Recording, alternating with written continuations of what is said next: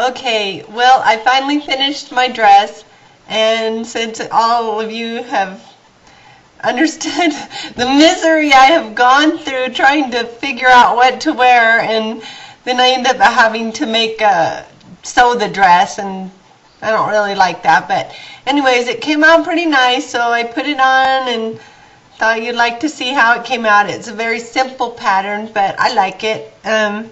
Anyways, I'm sorry about the lighting in here. It's really bad, but you can kind of get the idea. It's just all I'm recording on is my webcam, and so sorry, but you'll get the idea. Anyways, so this is the top.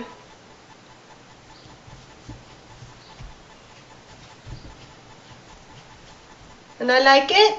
And then the bottom, I kept it long. I didn't chop it off like I was threatening to do. But anyways. Okay, so it's long. And it has a slit. Yeah, right there. That's kind of cute. Little sexy there. Whoa. Don't get up on a chair to model.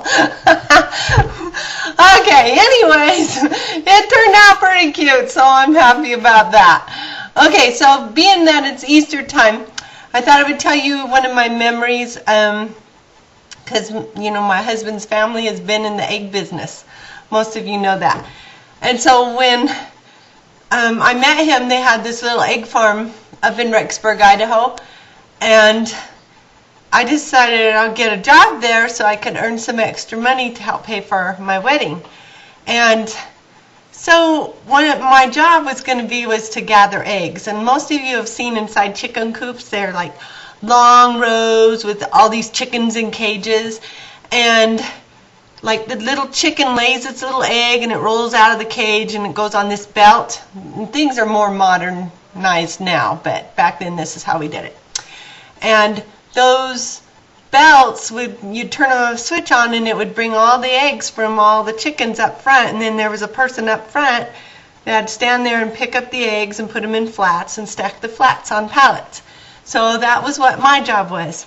And my first day on the job, now you gotta understand, it's really noisy in those chicken coops, because those chickens, wow, they make a lot of noise.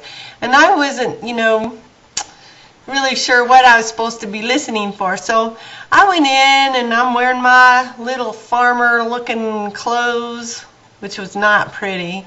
But anyways, so I'm in there wearing these boots and I'm gathering the eggs. And I'm just picking them up. And I think I'm doing pretty good. And the whole time I kept hearing this click, click, click, click.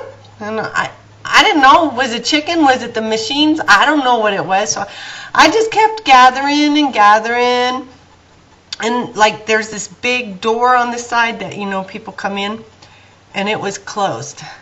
And so I keep gathering. I kept hearing that click, click, click, click, and finally I'm like, that's really weird. And so I look over, and oh my gosh, you wouldn't believe this, but like one of the belts, I don't know what happened, got clogged up or something or other, and there was like 2 feet high of a pile of eggs just all over the floor. And of course, panic struck in my mind. Where am I going to hide all these eggs so I'm not in trouble? And so I'm sitting here trying to think of what to do, and I shut the machine off so it would quit, you know, making these eggs go all over the place. And at about that time, it sounds like somebody's coming in the door, and you know, it can only be my future father-in-law. And I'm like, oh crap! So I ran over to keep him out from seeing my mess. And so he's pushing on the outside of the door trying to get in, and I'm pushing on the inside trying to stop him from coming in because I did not want him to see what a mess I made. Well, he's a guy, he won. He got in the building. I don't know what he thought about that, but he still loves me. So yeah, he's a good man. He always said that I was his favorite redheaded daughter-in-law. And the key there is that I'm his only redheaded daughter-in-law. But, you know, we take compliments where we can get them. Anyways, so that is one of my little egg stories for Easter. So I hope you all have a great Easter, and I'll be back. Have a good one. Bye.